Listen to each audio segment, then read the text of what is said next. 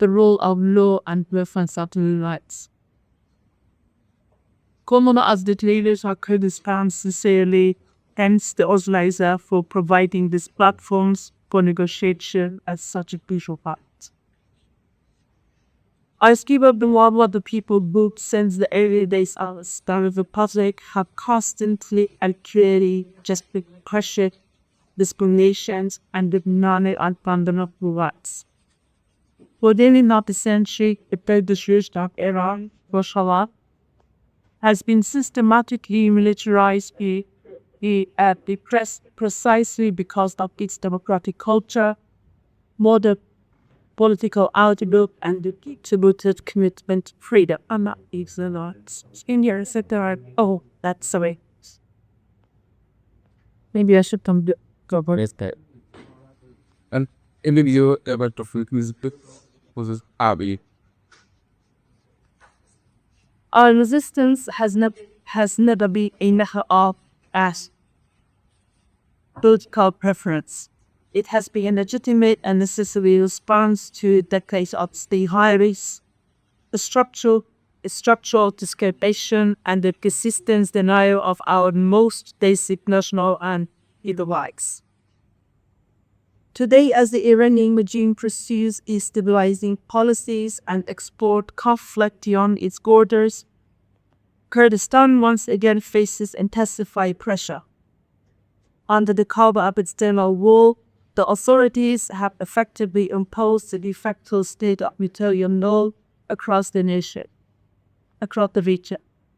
We are witnessing the unprecedented denial of our national rights, including the right of self-determination, mass arrest, systematic torture, and the issuance of sudden death sentences under fabricated charges such as collaboration with a foreign enemy.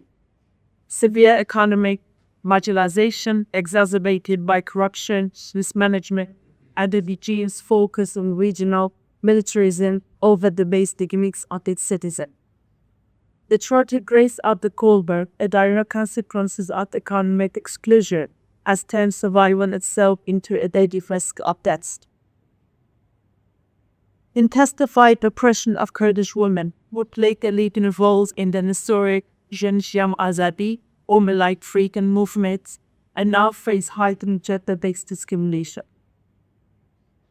These developments are not isolated domestic issues. They constitute a direct threat to regional stability and international security. In response to these challenges, Kōmەڵە of the leaders of Kurdistan, together with other political parties, have formed a unified and strategic coalition. This coalition is not a symbolic. It represents collective will, political and maturity, and national solidarity of the Kurdish people in Iraq. It ensures that when the inevitable moment of political transition arrives in Iran, Kurdistan will be prepared with responsible, democratic, and peace-oriented leaderships capable of managing the transition and safeguarding stability. Our political vision is grounded in a clear, non-negotiable principles: the right to self-determination as a foundation of any future political arrangements, economic and social justice to end the structural poverty, corruption, and class exploitations, protection of minorities to ensure that all communities, regardless of ethnicity, religion, or identity, enjoy full and equal rights, committed to peace and international cooperation with all nations that respect human rights and democratic will of the people. Honorable members, we all recognize the undeniable changes in the geography of Middle East that is about to happen.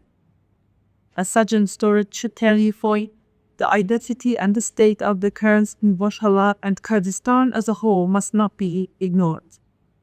Kurdistan is not merely a victim of oppression.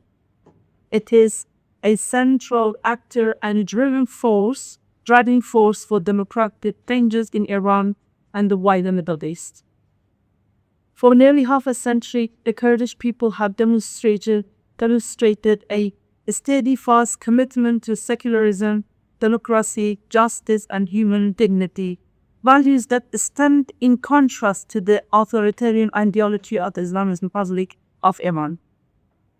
Supporting the legitimate aspiration of Kurdish people and recognizing that the unified political coalition is not only a moral imperative, it is a strategic investment in regional stability, international security, as the future of the post-Islamic Republic Iran. The United Kingdom must not allow a voice of courageous Kurdish women and men, and those facing missiles on the border and those inside the country to be silent. With the support and after the diplomacy, the moment of crisis can be transformed into opportunities to build a future that is free, democratic, and just for all people. Thank you, Opals. Okay. So, both are very succinct, and you can take a blue card. Oh, it is very, very